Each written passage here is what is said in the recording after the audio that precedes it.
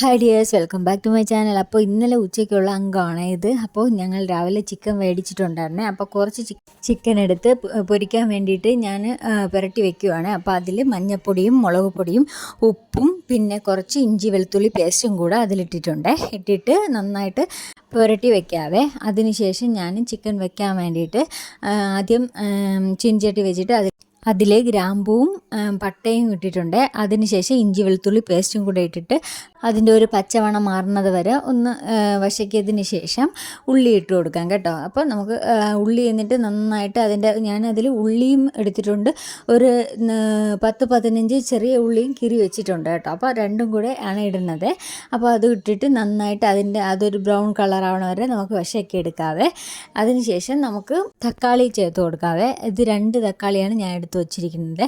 അപ്പോൾ 2 തക്കാളിയും ഇട്ട് കൊടുത്തിട്ടുണ്ട്. ഇനി തക്കാളി കൂടെ ഒന്ന് വശങ്ങി വരട്ടെ, നന്നായിട്ട് അതൊന്ന് പേസ്റ്റ് ആവട്ടെ. അപ്പോൾ അപ്പോഴത്തേക്ക് നമുക്ക് ഇനി നമ്മൾ എടുത്ത് വെച്ചിരിക്കുന്നല്ലോ കറിക്ക് വേണ്ടി എടുത്ത് വെച്ചിരിക്കുന്ന ചിക്കനിൽ ഞാൻ അത് നേരത്തെ ചെയ്യേണ്ടതാണ്, ഞാനിപ്പോഴാണ് ചെയ്യണത്. അതിൽ മഞ്ഞൾപ്പൊടിയും ആവശ്യത്തിനുള്ള മുളക് പൊടിയും ഉപ്പും പിന്നെ കുറച്ച് മല്ലിപ്പൊടിയും ചിക്കൻ മസാലയും കൂടെ ഇട്ടിട്ട് നമുക്ക് നന്നായിട്ട് അതിനൊന്ന് വരവിയിട്ട് മാരിനേറ്റ് ചെയ്യാൻ വേണ്ടി വെക്കാം. അത് നേരത്തെ ചെയ്യണതാണ് ശരി, ഞാനിപ്പോഴാണ് ചെയ്യുന്നത്. അപ്പോൾ അതിനൊന്ന് ഞാൻ നന്നായിട്ട് വരവി വെക്കുന്നുണ്ട്. അതിനുശേഷം ആ അടുപ്പിലിരിക്കുന്നതിനെ നോക്കണം, അല്ലെങ്കിൽ അത് കരിഞ്ഞു പോകും കേട്ടോ. ഉള്ളി കിടക്കയല്ലേ, അത് കരിഞ്ഞു പോകും. അപ്പോൾ ഞാൻ അതിനെ നന്നായിട്ടൊന്ന് വരവി വെക്കുന്നുണ്ട്, എല്ലാത്തിലും പിടിക്കുന്ന രീതിയിൽ.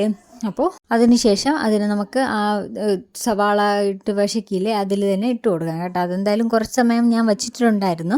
അപ്പോഴത്തേക്കും എന്നിട്ട് അതിനെ നമുക്ക് നന്നായിട്ട് ഇളക്കി കൊടുക്കാം കേട്ടോ. ഇളക്കി കൊടുക്കുമ്പോൾ ഫസ്റ്റ് ആദ്യം വെള്ളമൊന്നും വീത്തണ്ട, ചിക്കനിൽ നിന്ന് തന്നെ വെള്ളം ഇറങ്ങിക്കോളും.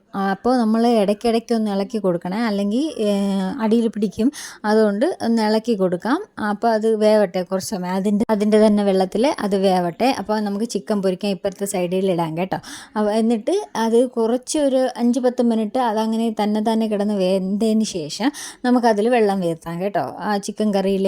അപ്പോൾ ആവശ്യത്തിനുള്ള വെള്ളം വീത്തിയാൽ മതി, ഒരുപാട് വെള്ളം വീത്തണ്ട. അപ്പം നമുക്ക് നല്ല ഭയങ്കര ഗ്രേവി ആണെങ്കിൽ വീത്തിക്കോളാം, അല്ലെങ്കിൽ വീത്തേണ്ട ആവശ്യമില്ല. അപ്പോൾ അതാ ചിക്കൻ പൊരിഞ്ഞ് വന്നിട്ടുണ്ട്. അപ്പോൾ ചിക്കൻ എടുത്തു, കറിയും ആയിട്ടുണ്ട്.